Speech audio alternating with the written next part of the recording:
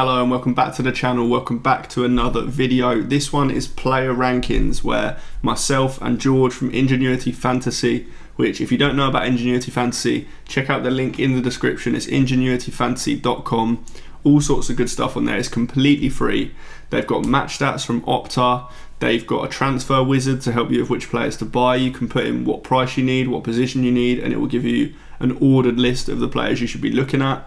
They've also got some articles about captaincy, differentials, all sorts of good stuff. And then they have the player ranking section, which is what me, myself and George will be talking about today. So what we're going to do is we're going to look at budget defenders, premium defenders, budget mids, premium mids, budget forwards, premium forwards, and rank our top 10 in each category.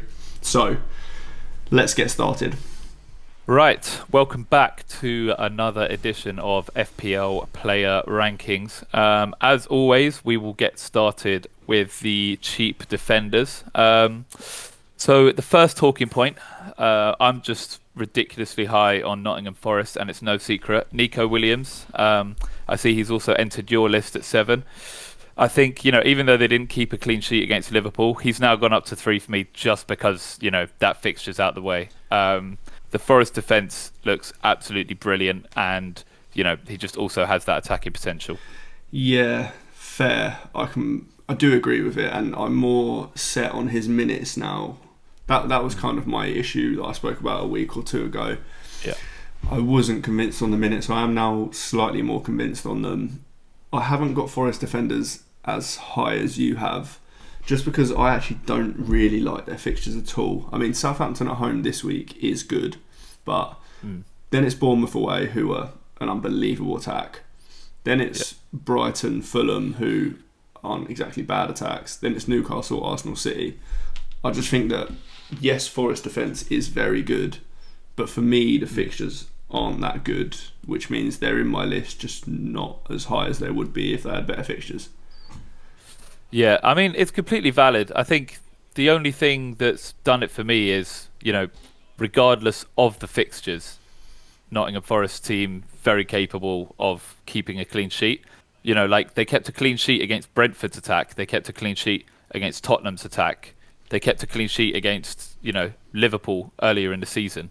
So I think for me, it's more just that, when they are playing a much more attacking unit, they are one of the best teams in the league at pacifying them, which, Liverpool probably the best attacking unit on the planet, and it took them ages and ages to break down Forest defence. So I think I just personally think that you're right. I agree with you about the fixtures, but I think their defence is that good that they literally transcend fixtures. And, a Forest defence would have more chance of keeping a clean sheet against a good team than like a Fulham defence would have a chance of keeping a clean sheet against a bad team. Yeah.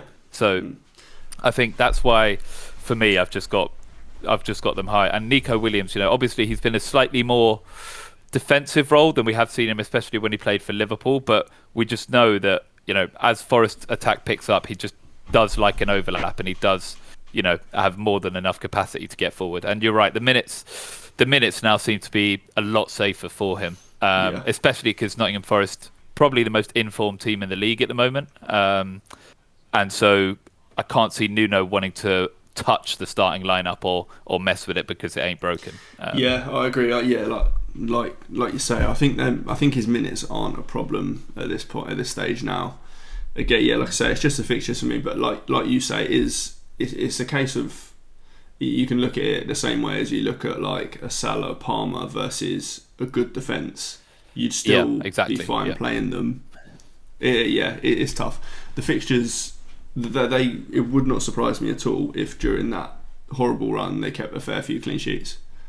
Yeah, exactly. I mean, we've seen playing Liverpool twice this season and only conceding 1 goal is just an absolute testament to how good their defence can be. And like I said, they seem to ramp it up against like the good teams as well. Nuno gets them set up a lot more defensively, and they'll try nick a 1-0. They win.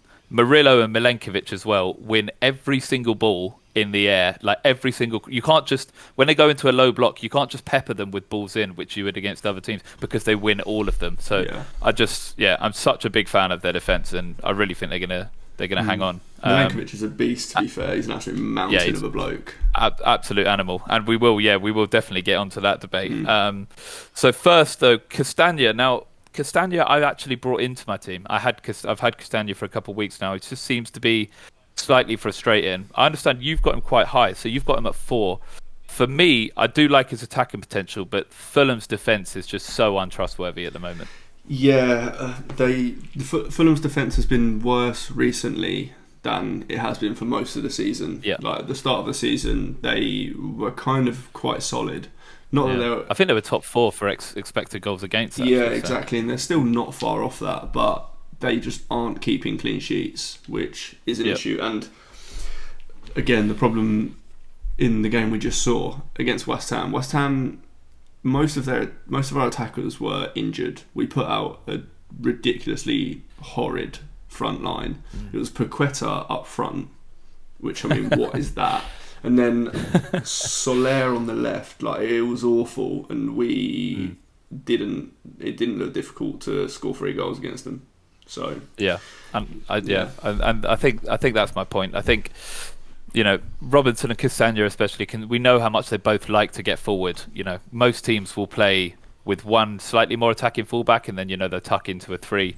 But because Castagna and Robinson both like to get forward, I think they're just going to be left with plenty of holes there. But that's also why they're good, in the sense that exactly. Fulham seem to play in this way where they just pepper balls into the box via Robinson and Castan.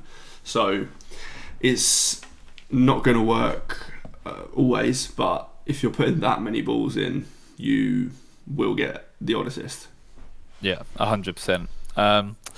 And then Luca Dean, so he is FPL's biggest troll, and I actually can't stand him as an asset, but I think Aston Villa's fixtures are pretty undeniable at the moment. They've just got West Ham, Wolves, Ipswich, and then Chelsea, who can't seem to keep a clean sheet either. So once this Arsenal fixture's out of the way, I think their fixtures, West Ham, Wolves, Ipswich, Chelsea, and then Palace, I think that's just as good as it gets. To be honest, I think this is as a defence, this is quite a good time to play Arsenal as well.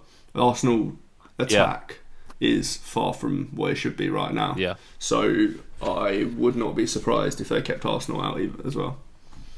Yeah, I mean, it's completely. I mean, we've seen Tottenham's defence is, all over the place at the moment, and Arsenal. I mean, I don't know if anyone else watched the game, but Arsenal struggled to score. They had so many chances. That fell their way, but they just, in that final third, they're just seriously lacking clinical finishing. And so you're right. I think now more than ever is, without Saka there, they haven't got a single killer in that front line, and I think it's really, really hurting their goal scoring potential. They had to revert back to their, Gabriel from a corner nonsense in order to get anywhere. And I think, against teams that are slightly better set up for it, I think they really will struggle to put the ball in the net. I agree with you there. And then the next one, so Botman, you've got Botman in the lineup, and I think for me the only problem is we did say we need one more week to see how it shakes out, but because Shaw was ill again this week, we're still delayed another week from finding out how Howe's going to set up. I think at the moment, they all have one individual really strong case to start, and because they're all about even, it makes it really tricky. Burn is the most in form. Burn is playing brilliantly. Shaw is the only right-footed player, and he's also in decent form.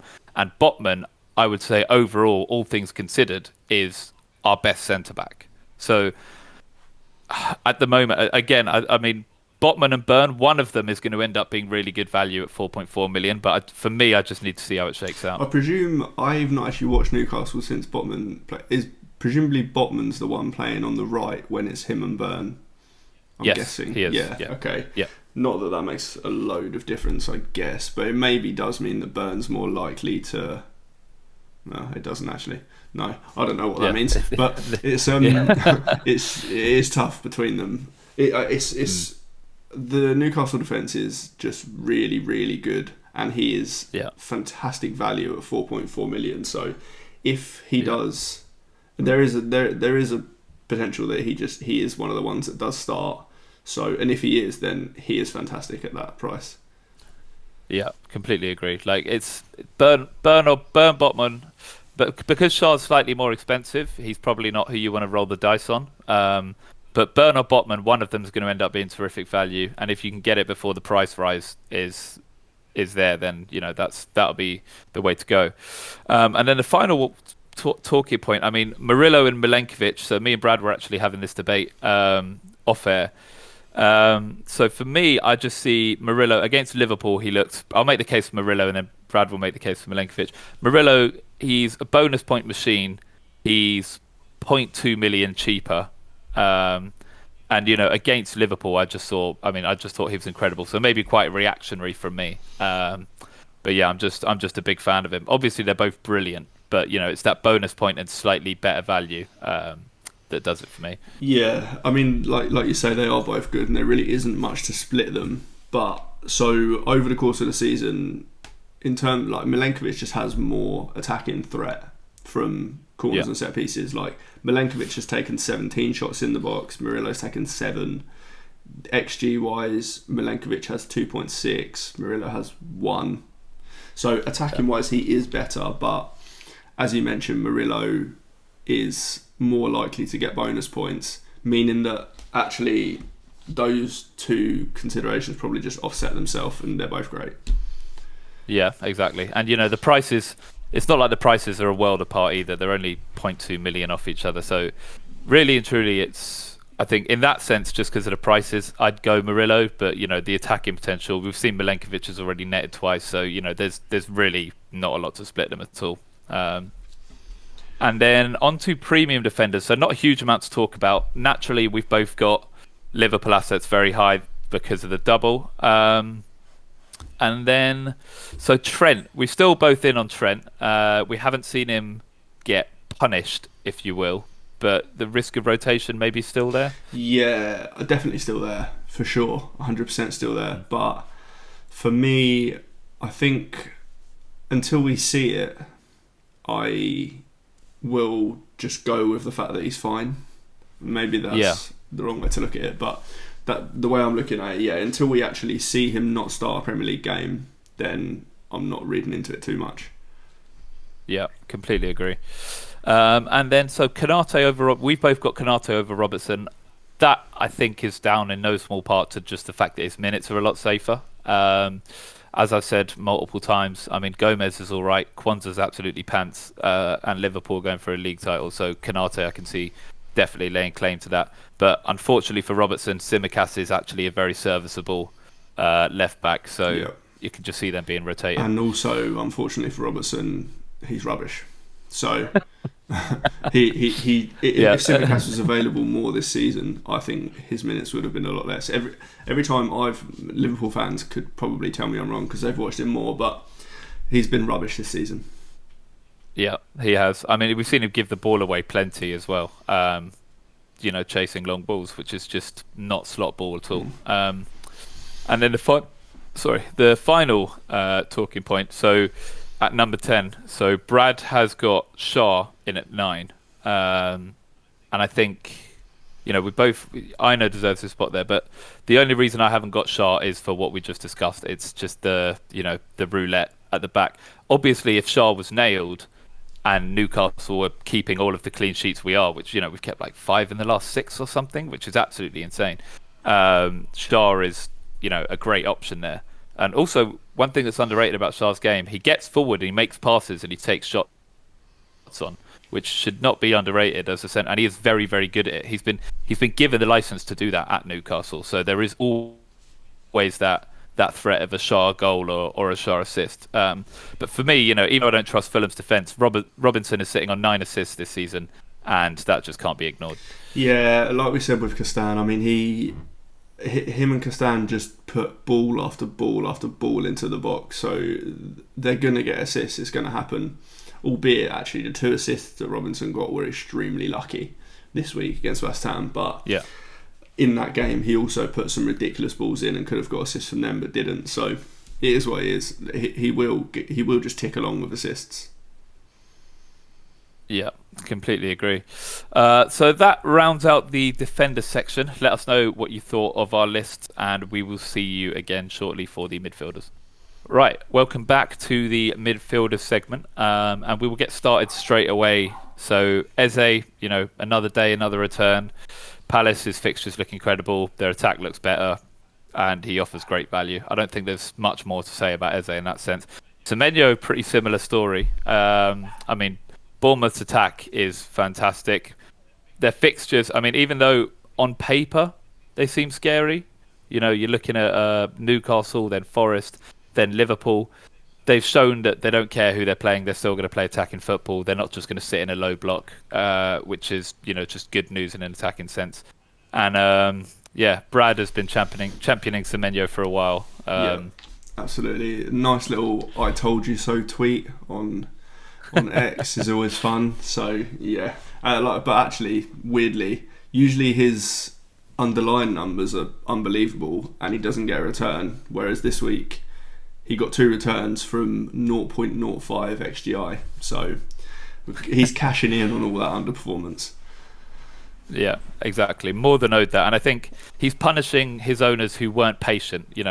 The week in, week out, you're seeing him get 90 minutes. You're seeing his underlying numbers be high. We know he's a good finisher. So being reactionary just to the lack of returns in that sense, this is Semenyo punishing all those who did.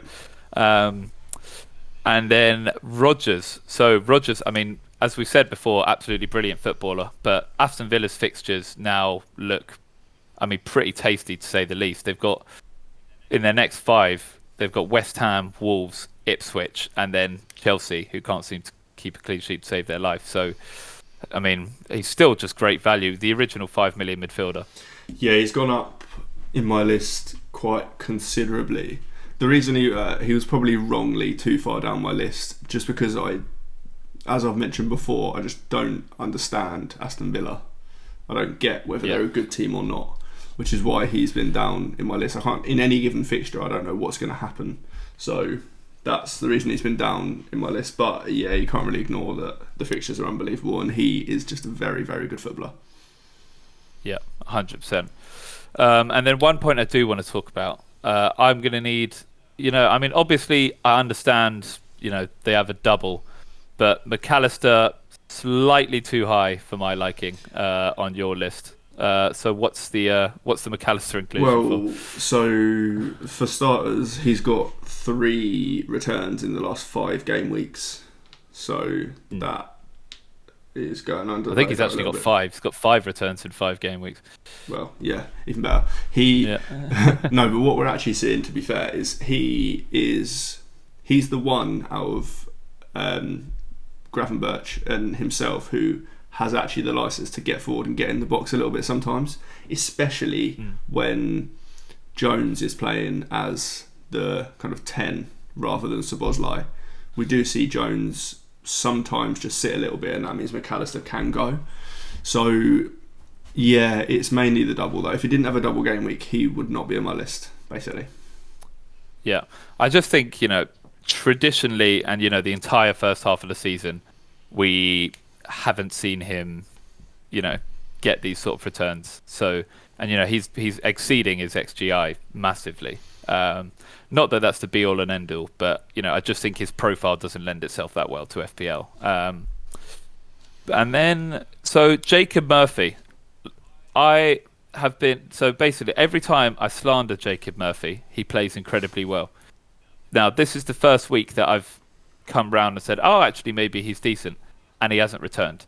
So that I'm worried that putting him high up my list means that he's going to fall off again. But I mean, as you say, with Barnes missing out a bit, I think Jacob Murphy will probably hold down that spot, and he is just benefiting from being part of a very high octane attack at the moment. Yeah, I mean, that's the reason I never had him that high. Is just because Barnes was always there. Admittedly, Barnes just didn't start games. Murphy was starting every game, which I didn't know if that would continue, just because I don't necessarily trust that Murphy's that good. But now Barnes is injured anyway, so that doesn't matter anymore. Murphy just will be the one starting on the right now. Almiron doesn't seem to be a thing, so Yeah, at 5.1 million as well. I didn't quite realise he was that cheap. He is quite a bargain.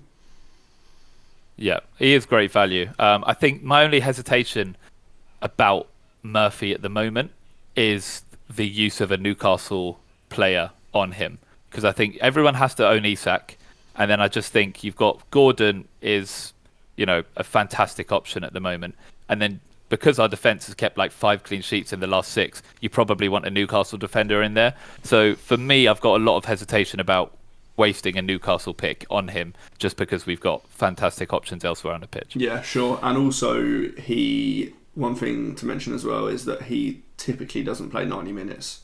He will pretty much always come off around the 70th or something like that. So it's another thing to know. But I guess that's what his price reflects that, I guess.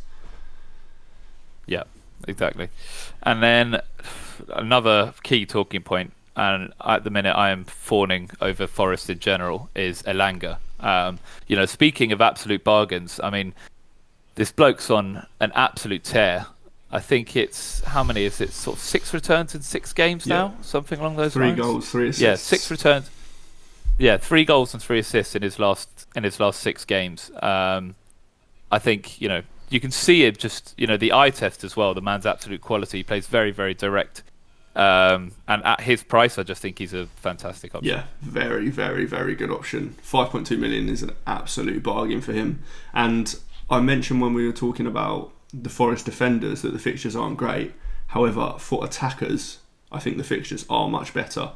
Bournemouth, so Southampton this week at home we don't need to talk about that. Then Bournemouth defence is ropey. Brighton defence isn't great at the moment. Fulham defence isn't great at the moment. Both of those, in fact, Brighton and Fulham defences were better earlier in the season than they are now. So the next 4 just look quite good for Forest attackers.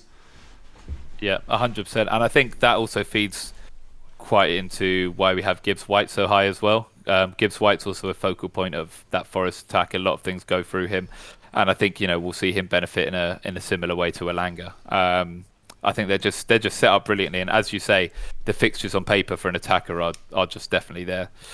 And then, so another talking point. So, I mean, naturally, we spoke about Palace's fixtures. We spoke about how well they're playing. I just think, for me, the reason Sarr's slipped down my list is he just seems to now be the third option. We'd seen him, be the option ahead of Eze for a little bit, and maybe a couple of weeks ago, and Mateta was at risk of rotation, and so Sarr seemed like he was getting the bulk of the pie. I think Palace's fixtures are good, but I don't think the pie is big enough to support Mateta, Eze, and then Sarr as well. And for me, I just think he is the third option there. I do agree. I do agree he is the third option out of the 3 for sure. But I think with the fixtures they've got, admittedly we haven't seen recently them actually score many goals. Like, it's been, how many? 1, 2, 3, 4. It's been at least 5 weeks since they scored more than 2 goals in a game, which isn't ideal. Yeah. And like you say, Eze and Mateta will take up most of those returns. But I still think their fixtures are good enough, and he's good enough to warrant inclusion. Yeah, 100%. And, that's why he hasn't fallen out of my list. Like, the fixtures are just too good to ignore. But speaking of falling out of lists, so Iwobi is back in mine. Iwobi not sniffing your list after a decent pair of returns? Nah, not for me. I mean, don't get me wrong, he's good and cheap. It's just there's teams with better fixtures or they're better attacks, if that makes sense. So, yeah. I mean, don't get me wrong, Leicester away this week, great fixture, but Man United, who knows what Man United are going to turn up, so that could be a good fixture or not. Then it's Newcastle, then it's Forest. It's not great. And I just think even if you look at someone like Semenyo, who also doesn't have good fixtures, he's just better. So it's either someone has better fixtures or they're just a better player in a better attack. So he's kind of he's okay. Yeah. I think it's important to mention though, Fulham have scored at least 2 goals in their last 4 games. So they are, and you would say between him and Raul, they are probably the main 2 outlets for that. But But I mean, yeah, the reason he's at 9 just is because he does seem to blow quite hot and cold throughout the year. Like, unlike Semenyo, who every game is in and around the right area or, has a chance of returning. I just think, for the similar price range, Iwobi can just have a couple of blanks in a row and it can just hurt your team. So yeah, it's worth noting. I mean, that is why I've got him at 9. It's worth noting that the last 3 games was West Ham, Ipswich, Bournemouth. So bad defences. And don't get me wrong, Leicester this week is great for them. But I think when you start getting some better defences, then I think that they might struggle a little bit. Like Newcastle and Forest in the coming weeks. So, yeah, completely agree. And then, Kulusevski slipping lower and lower down my list. I will spare Brad needing to take another swipe at him because I'm starting to come round now. I mean, Tottenham just stink at the moment. I think that's that simple. Oh, yeah, it's not even the minutes I'm coming round to. Like that was my problem previously. I didn't trust that he just start every game, but he is just starting every game. Spurs are just bad. Yeah, I mean, where are they now? They're like 14th or something somewhere like that. Near relegation, 13th or 14th. Yeah, somewhere they're scrapping at the wrong end of the table. Yeah, it's not a great time to own any Spurs players, especially the defence. Yeah. But yeah, so that leads us now on to premium mids. So premium mids, I think one key debate that a lot of people are facing at the moment is Mbeumo or Gordon, just because they are in a very similar price range, and everyone else does seem to have Salah and Palmer. So there are a lot of people facing that debate. Now, for me at the moment, I just trust Gordon. I think Gordon is the better player. Gordon is very, very direct, and also at the moment, our attack just seems to be slightly more. The pie is enormous at Newcastle at the moment. It's been supporting Jacob Murphy for a couple of weeks. Do you know what I mean? So for me, I just think that's why Gordon is slightly better. But I'm assuming Penalty Taker FC over here has got Mbeumo that's one of the key reasons for you. It is, yes, to be honest. But there isn't much between them. They're both brilliant. But the thing with penalty takers is they don't even need to play well. Their team doesn't need to play well. They don't need to have a good game. They could get a random penalty and then all of a sudden they've got 8, 9, 10 points out of nowhere. Whereas Gordon, well, when he's out off the pitch, I suppose Gordon has that, but that isn't that often. So, but again, there's just really not much between them. They're both just great. Yeah, completely agree. And anyone who watched the City Brentford game, I did catch a bit of it. And Mbeumo and Wissa, the between them are just so dangerous.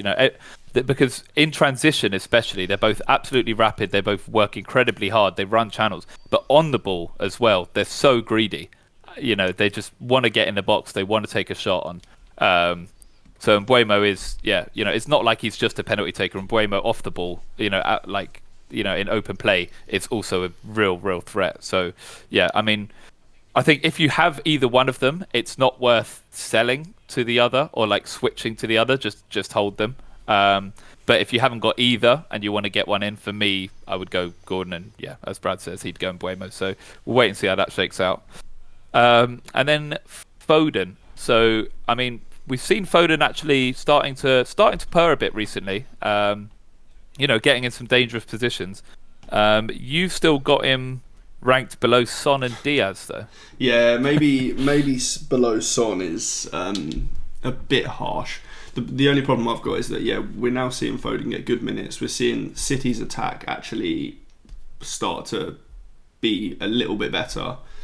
It just happens to coincide with their fixtures becoming absolutely terrible now, whereby they've got. I mean, Ipswich away this week is fine. Chelsea at home the following week is okay. Then it's Arsenal, Newcastle, Liverpool, Tottenham, Forest. It's just rough. So. Admittedly, like this time last year, we'd have been saying that fixtures don't matter for City. At the moment, they do. Yeah, exactly. That was going to be my only point.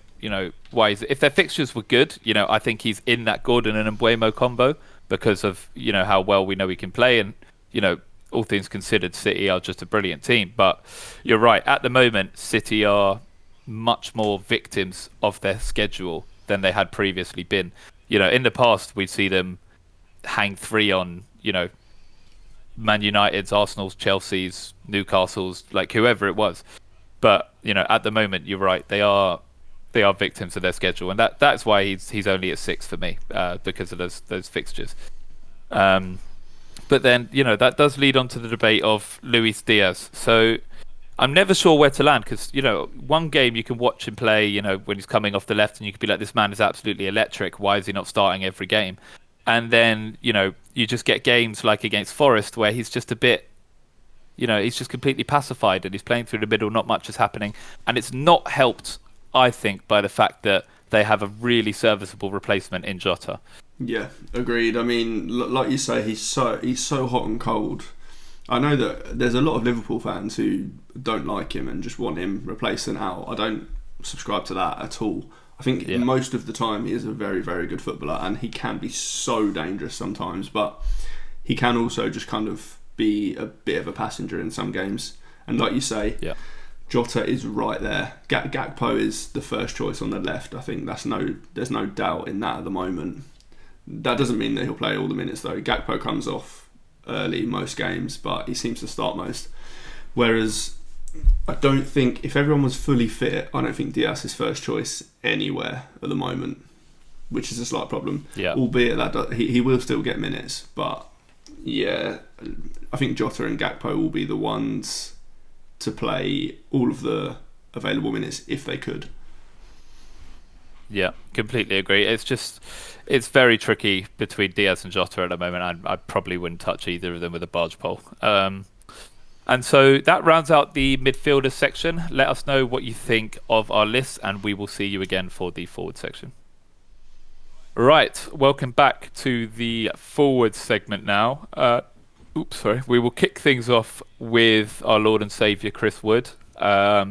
Again, Forest, not a big attacking game for them at all. Liverpool were on top for the vast majority of the game. I think Forest registered an XG of 0.5, something along those lines. Wood only accounting for 0.3 of that. But that's all he needs this year. Do you know what I mean? His finishing ability and confidence at the moment are so in stride that I honestly couldn't care less about Wood's XG. Yeah. Because if he does get that chance, it is going in the back of the net. Yeah. His underlying numbers are bang average, but it doesn't matter. He's just clinical with every chance he gets at the moment. I don't believe that will last forever. However, he's got quite good fixtures, as we've mentioned, and I think you just kind of ride, as we've mentioned before, I think you just ride this hot streak until it ends. Yeah. I think, what's really helping Forest's case at the moment is, in the past, when a team's doing really badly or they're in the relegation scrap, there's more pressure on players to not do something bad. And so as a result, they don't take as many risks, or they don't have nearly as much confidence. But Forest are riding so much confidence at the moment. And I think Chris Wood's finishing ability epitomises that. He doesn't care where he is in the final third. He's so confident with everything he takes on at the moment that he's completely surpassing his XG. And I think in that sense, it is way more sustainable than it appears. Yeah, potentially. Yeah. I mean, I'm less certain that it is particularly sustainable, but I do agree with your point that you're under much more pressure. Like, they're under no pressure right now. They can play the football they want to play, and it's working. So I agree. You just ride it. Yeah. And then the return to the near top of our list of the man himself, Yoane Wissa. Again, I caught a section of the Brentford City game, and I think the one word you just used to describe him is dangerous. He is, every time he's in and around the box, the ball's rolled into his feet, he's wanting to beat a man and he's wanting to shoot, and it's just exactly what you look for in a striker. Yeah. It's weird. You watch him and he's like so eager to get the ball in the box. Yeah. When he gets it, he's so eager to get a shot off. It's almost like his feet move too quick for his brain, but it works. He's absolutely brilliant, and Brentford's attack is brilliant. Yeah, exactly. Brentford, I'm pretty sure they're in the top 3 or 4 now for goals scored this season, but also they've got a couple of grim fixtures out the way. Now they've got that City fixture out the way. They've got Liverpool next, but then after that they've got Palace, Tottenham, West Ham, Leicester and Everton. And I think fixtures just really don't get tastier from a striker standpoint. Yeah, for sure. The fixtures are unbelievable after, like you say, after the tough game. But yeah, and I think if it's possible, there's a chance he could actually rise in this list further, depending on what we see from João Pedro. But yeah, he's brilliant. Yeah, completely agree. And then, so the next up, Raul. Raul's worth discussing. So we've now seen Raul string quite a few starts together, and it looks like the Muniz threat isn't as bad as we first thought. You know, Muniz actually came on in the last 2 games, but not for Raul. So I think also, you know, the fact he's on penalties, Fulham have scored at least 2 goals in their last 4 games.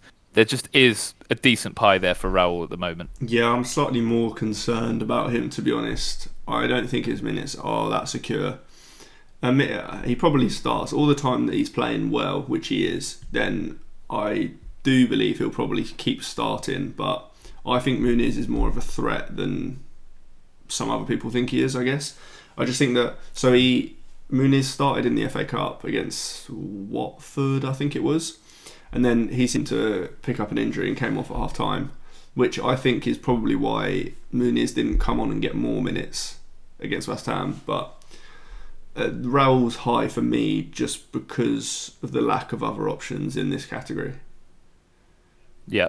And you know, that's completely fair. I mean, it's not pretty reading the further down you get. I do want to touch slightly on Vardy. So I think, you know, Leicester's last 3 games against City, Villa and Palace, Vardy has actually registered. He registered 0.86 XGI against Palace, a 1.25 against City, granted a 0.15 against Villa, but you know, he's been unlucky to only have 1 assist returned in those games. Blanking in 2 weeks where you have 0.86 and 1.25 is pretty unlucky. But, you know, Vardy's minutes this season have actually been, you know, of note, to be fair. Yeah, a lot better than I thought they were going to be, to be honest, his minutes. I mean, I think and we've now even seen that at the start of the season it was because of they didn't have many other options, like Daka was injured, who is the main person who could challenge him for minutes. But we've even seen now with Daka's fit, where it has been for the last couple of weeks, and Vardy's still starting games. I think Daka might have even come on in the most recent game, but not for Vardy. So he's getting way more minutes than I thought he would. Yeah.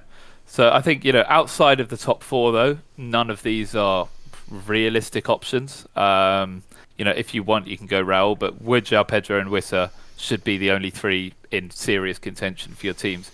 But on that subject, there may be a delusional United fan who includes Højlund. But I will say one thing I will say about Højlund, he is now, you know, does seem to be the starting option over at United. He's strung together 3 starts in a row. Granted, United are absolutely pants, but if United do pick it up, maybe he's a decent option. No, not for me. I just don't. For me, so firstly, I don't think he is particularly nailed. I do think that we'll see Zirkzee get the odd start. Admittedly, I don't think it will be that often, but that's kind of enough for it to be a problem. And also, even if Højlund were actually nailed, I just don't think he's good enough to be a good option anyway. So completely again, fair. It's, the reason he's not in my list, but obviously the reason he's in your list is because the other options are terrible.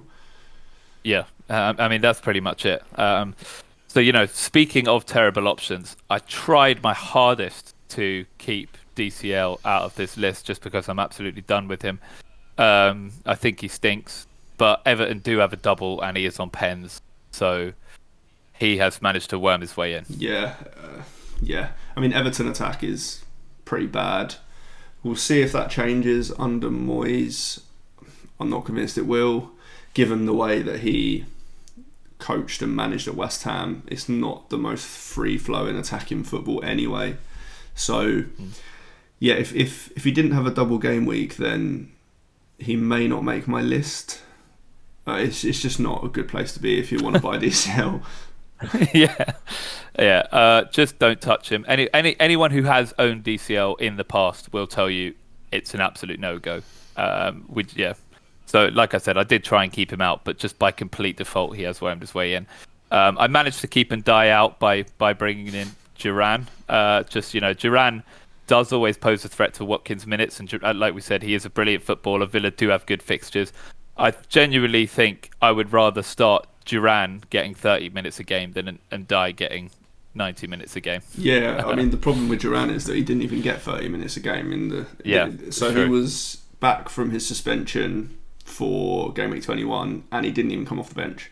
Admittedly, that could be kind of a game state thing. They were 1-0 up, so you're not going to throw a striker on necessarily. But he will get minutes, just not enough to be worthy of an inclusion.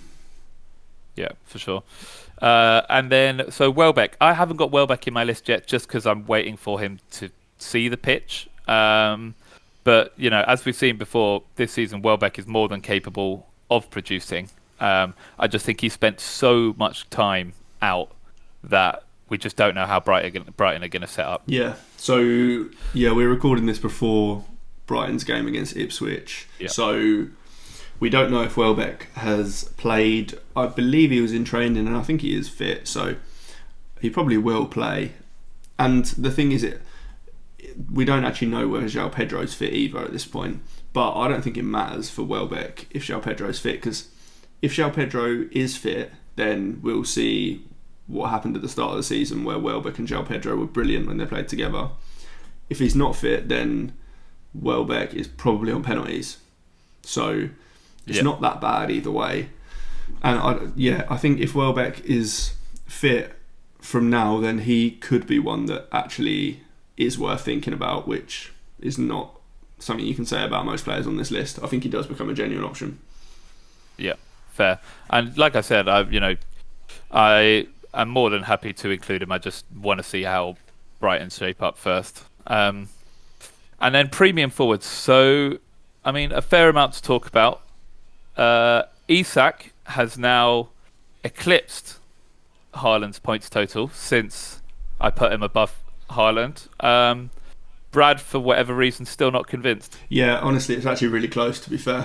I mean, I've said that every week, but I can't even back it up by saying that Haaland's outscored Isak since you've done it, because that's no longer the case. But I think maybe once this Ipswich fixture is out of the way for Haaland, City's fixtures are really tough. So next week could be the week, is what I'm saying. And we will be there to witness that. You're right that against Ipswich is just a tasty fixture no matter who's playing them. But after that, I mean, it's really tough sledding. I think they've got Chelsea, Arsenal, Newcastle, Liverpool, then Spurs. So there's and then they've got Forest after that. So I think that's genuinely the top four in the league included in those fixtures afterwards. Which, I think Isak, I think at the moment he's just unbeatable at the moment. Yeah. Granted, we've had some good fixtures, but I think Newcastle just seems to be playing better football. The pie is a lot bigger at Newcastle at the moment, I think. And then Jackson. So there's been a lot of people transferring Jackson out, but also quite a few people transferring Jackson in. Now, I've never been a Jackson owner myself, so I haven't had to do this flip-flopping. But as a Jackson owner, maybe you can shed some light on, what direction people want to pull in. Jackson's going nowhere for me. Absolutely nowhere. If anything, and I put a tweet out about this as well and got some interesting replies. But he put up however many XG, 1.4 XGI, I think it was, against Bournemouth. Yes, he missed like 3 big chances and it was terrible viewing and very frustrating as an owner. But if don't get me wrong, the last few weeks have been horrible. He's essentially cost Chelsea a few games by missing chances. But if you're looking at things to predict future returns on, it's high XG, getting chances. I think it's actually very, very difficult to get chances. Getting chances is much harder to fix than not finishing chances. So Yeah. I think all the time he's getting chances, a professional footballer isn't just going to miss chances forever. I think that Darwin Núñez. maybe, but I think I can't see this like really cold spell just continuing. To be honest, I think he'll pick up the odd goal. Also, he is like, people are suggesting that he should be benched. That's just stupid. He off the ball, or not even off the ball, but like his general play is unbelievable. If you don't believe that, then watch Chelsea's first goal. He picked up the ball on the halfway line, had 3 Bournemouth players around him, managed to wiggle his way out of them and play the ball through to Palmer, and Palmer was one-on-one. Made a goal out of nothing. He's just a very, very good footballer, and he's going through a cold finishing streak. And I think that's important to note about that separates him from other strikers is Jackson offers so much more in the creative department, than your typical number 9s would, like a Solanke or something like that. And that's because he links up so well with Palmer. Now, Palmer is an unbelievable finisher and more often than not will make a run in behind Jackson. And Jackson has shown that he's more than capable of finding Palmer. So even if Jackson is having a down day finishing, there is still the ever-present chance that he will, feed Palmer in and Palmer will be able to slot it. And not a lot of strikers who are mainly finishers have that element to their game as well, or that insurance policy, if you will. Yeah, and then so Gakpo and Mateta. Now, Gakpo for me is higher just because of the Liverpool double. I mean, he's a brilliant footballer as well, but he is just naturally always going to be subject to rotation. So if you're bringing either of them in, I think Gakpo if you're looking short term, and Mateta if you're looking slightly longer term. Yeah, completely agree. To be honest, I think, as we mentioned earlier, as I mentioned earlier, I think the Gakpo's first choice on the left, but we've seen that he'll start most games and then come off 60, 70th minute, something like that. So you're not getting the 90 minutes that you would from other players, but he is playing as an attacker for probably the best attack in the league. So some discounted minutes aren't necessarily a problem, and he's got a double game week. Yeah, 100%. And then, we've got the classic Watkins, Havertz, Solanke. There's a lot of stinky options there. Like, if you can get off any of them, you probably should do. Watkins, just minutes aren't that secure. Yeah, I think Watkins and Havertz are just no-goes, personally. I don't mind Solanke as much. At least with Solanke, he's going to play 90 minutes every single game, and admittedly, Tottenham are bad right now, but their attack can be good. And to be honest, though, even when the attack is good, he still finds ways not to score. But he is actually a very, very good footballer. So I think that the Tottenham attack, like I say, won't always be bad. And when it's not, he will be involved in goals and assists. Whereas the other two, you don't know what minutes Watkins is going to get. You don't know where Havertz is going to play. Albeit he probably has to play up top right now because Jesus is out. But yeah, there's just too many kind of question marks around those guys. Yeah, 100%. That rounds out the forward segment and indeed the rankings video. Let us know what you think of our lists. Let us know if there's anyone you think we missed, and we will see you again next week. And that wraps up this week's video. If you liked it, make sure you hit like, make sure you subscribe, make sure you check out ingenuityfantasy.com. All sorts of good stuff on there, as I mentioned in the intro, and it's completely free. That's all for this one. See you next time.